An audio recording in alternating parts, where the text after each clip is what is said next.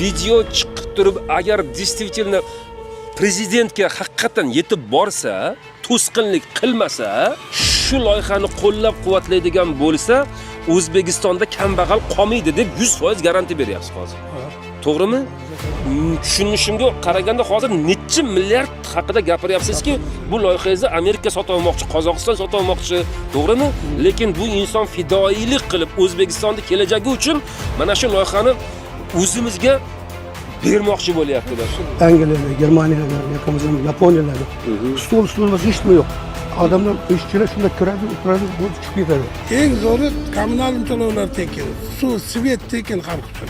Xalq uchun. Studentlar uchun yo'llar tekin. Bu dunyoga tanilar ekan O'zbekiston. Endi qarang, hali shunga 100% ishonchman, chunki axborotlarni men simsiz olaman. Yoshlarimizga bu eng kerakli suv bilan havoda. Balansalarga bor, kasalxonalarga bor ishlamaydi. Shuni tushunyapman, to'g'rimi? Borib o'tirmaydi. Avtomatik lekin oylik oladi. Uyda o'tirib Olaveradi. Dunyoda yarataman deb harakat qilib yurgan olimlarni akamiz yaratib qo'ygan.